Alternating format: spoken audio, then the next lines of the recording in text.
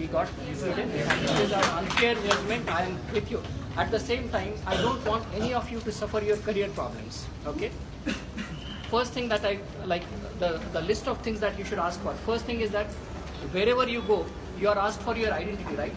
You are asked for PAN card, driving license. Hereafter, you should demand that anybody gaining entry into Sassoon Hospital or any hospital should be showing their ID, recording their name, taking their picture, then only allow the patient and the relative. Not more than one relative per patient. If the patient is serious, not more than two relatives. If more than two relatives are allowed in the casualty, you will deny to see the patient. I will stand in the court. I will be the first to stand in the line of punishment, because if your life is at risk, you cannot treat patient free. Your decisions will change. If you have to make right decisions for the patient, you can't make them under threat. You understand? First thing, unless there is an identity, you should the relative and patient should not be allowed. Secondly, the relative and patient coming inside the casualty the relative should not be more than two. Third, there should be a breathalyzer. Driving people have the traffic police has breathalyzer. If somebody is drunk, they should not be allowed in the hospital.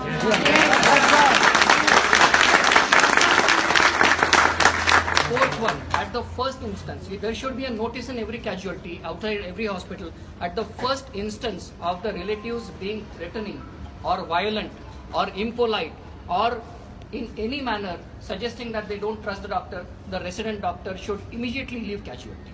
It is not his responsibility. We are not bound to treat it. Only if the patient has trust in us, we want to do good to the patient. We don't want to do anything wrong. And the main thing that you should ask for before any of these things is it is not your job to explain and convince the relatives about emergency. There has to be a third person that is to be appointed by the government. You are not facing the relatives. You are not facing the impolite people, drunk people. You are not facing the mobs.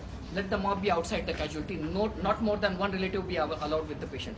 These are the first few basics that you should ask. Remaining basics will sit down and here. There is a long list of basics I have in mind. You should have bouncers. You should have paid bouncers. Let MARD pay for that. You can collect and pay 5,000 rupees a month.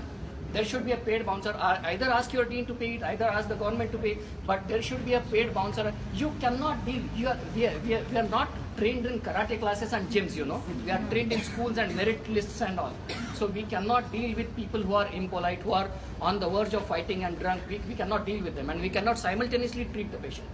Not only does this mob or drunken person interfere with his own patient's treatment, he interferes with the other three patients in the casualty who deserve better treatment.